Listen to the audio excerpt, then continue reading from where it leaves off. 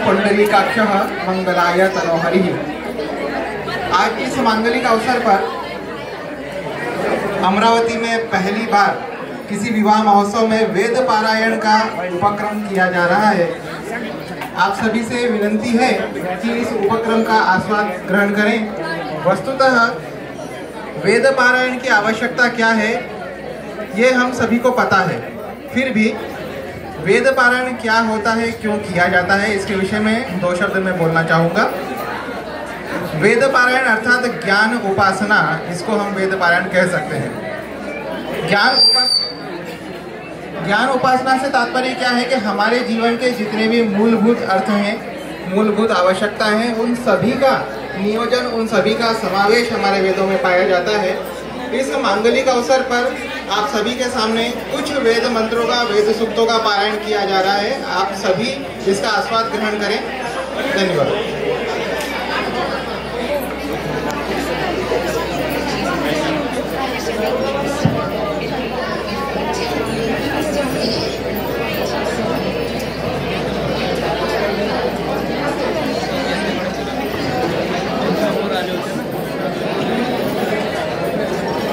गुरुर्ब्रह्मा गुरुर्विष्णु गुरुर्देव महेश्वरः गुरु साक्षात परब्रह्म तस्मै श्री गुरुवे नमः।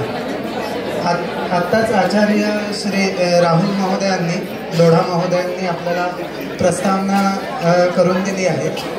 आज आपण प्रथमच कुठल्या तरी विवाह कार्यात वेदपाठ होतो आहे, ही खरंच कौतुकास्पद गोष्ट आहे। त्यासाठी मी म्हणेन की सगळ्यांनी एकदा देशमुख यांचं टाळ्या वाजवून आपण उत्साह वाढवूया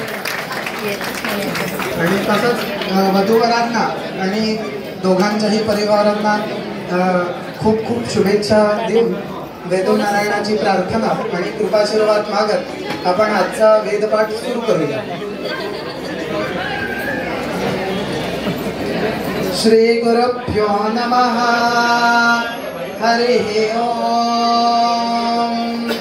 गणानां त्वा गणपतिं हवामहे कविं कवीनामुपमश्रवस्तमम् ज्येष्ठराजं ब्रह्मणां ब्रह्मणस्पत न शृण्वन् नोतिभिस्सीदसादनम् प्रणो देवी सरस्वती वाजेभिर्वाजिनीवती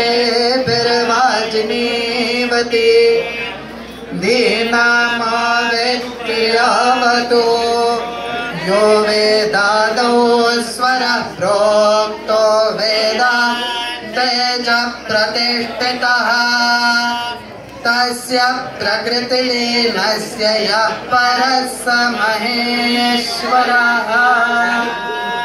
विवाहाची प्रधान देवता म्हणजे प्रजापती। प्रजापती म्हणजे कोण, तर भगवान विष्णूंचं स्वरूप। सर्वं विष्णुमयं जगत या नायाने आपल्याला वैवाहिक जीवन असो की लौकिक जीवन, सर्व जीवनात भगवान विष्णूंचे आशीर्वाद आवश्यक असतात। तर आपण विष्णूंची प्रार्थना करूया आणि वधूवरांना उत्तम वैवाहिक जीवन प्राप्त हो यासाठी आपण वैदिक प्रार्थना करूया।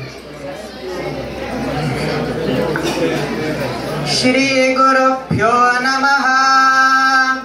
हरिः ओम। सहना भवतु सहनौ भुनक्तु सह वीर्यङ्करवावहै तेजस्विनावधीतमस्तु मा विद्विषावहै। ओम शान्तिः शान्तिः शान्तिः।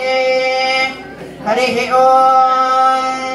सहस्रशीर्षं देवं विश्वाक्षं विश्वशम्भुवं विश्वन्नारायणं देवमक्षरं परमं पदं विश्वतः परमान् नित्यं विश्वन्नारायणगुम्भरं विश्वमेवेदं पुरुषस्तद्विश्वमुपजीवते पतिं विश्वस्याग्नेश्वरगुं शाश्वतगुं शिवमच्युतं नारायणं महाज्ञेयं विश्वात्मानं परायणम् नारायणपरो ज्योतिरात्मा नारायणः परः नारायणपरब्रह्म तत्त्वन्नारायणः परः नारायणपरो ध्याता ध्यानन्नारायणः परः यस्य किञ्चित् जगत् सर्वं दृश्यते श्रूयतेऽपि वा अन्तर्बहिर्जगत् सर्वं व्याप्य नारायणस्थितः अनन्तमव्ययं कविगुं समुद्रेऽन्तं विश्वशम्भुवम्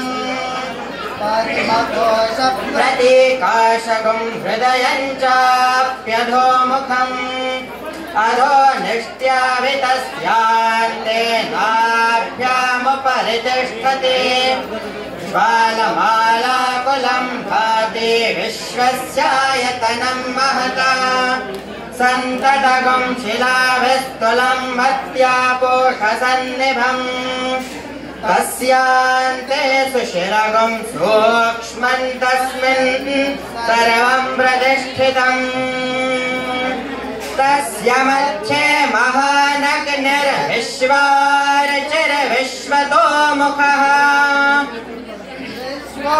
वेदं पुरुषस्तद्विश्वमुपजीवते पतिं विश्वस्यात्मेश्वरगुं शाश्वतगुं शिवमच्युतम् नारायणं महाज्ञेयं